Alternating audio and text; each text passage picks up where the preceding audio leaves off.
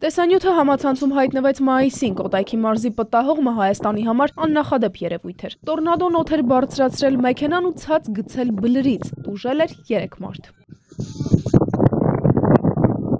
Աննախադեպ պտտահողմ, ցրտահարություններ, շոկ ու կարգտահարություն Գագիկ Սուրենյանն այս երևույթները գնահատում է կլիմայի գլոբալ փոփոխության հետևանք։ Այս տարի Հայաստանին ոչ բնորոշ եղանակը նկատվեց հունվարից, երբ Արարատյան դաշտում գրանցվեց 17, իսկ Սյունիքում 25 աստիճան տաքություն։ Անոմալ ջերմաստիճանն առաջին հերթին ազդեց բերքի վրա։ Ծիրանենին շուտ է ծաղկում Արարատյան դաշտում եւ այնուհետեւ ցրտահարվում է։ Հունվարյան տաք օրերից հետո սպասվում է շոկ համառ, ջերմաստիճանը նորմայի սահմանում է։ Ամռանը օդի ջերմաստիճանն ու տեղումների քանակն էապես չի աճի։ Հուլիս-օգոստոս ամիսներին ջերմաչափի սանդղակը կբարձրանա մինչև 38 աստիճան։ Օդերևութաբանը շեշտում է, անոմալ եղանակը նկատվում է ամբողջ աշխարհում։ Տայֆուններ,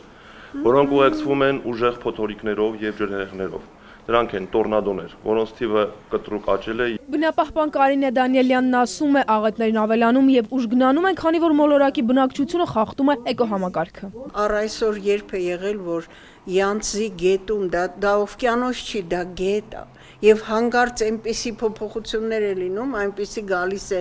սմերջ հայերեն, չգիտեմ ինչպես է, պտտահողը գալիս է այնպես, որ այդ հսկանավը խեղդվում է։ Գլոբալ տաքացման ֆոնին չինական գետերում նավեր են խորտակվում, Հնդկաստանում էլ անոմալ տաքը մարդկային կյանքեր է խլում։ 45-ից 48 աստիճանը պահպանվում է արդեն 1 ամիս։ Անոմալ շոկից մահացել է 2000 մարդ։ Այդա Կարապետյան, Ավետ Տավյան, ժամը լրատվական։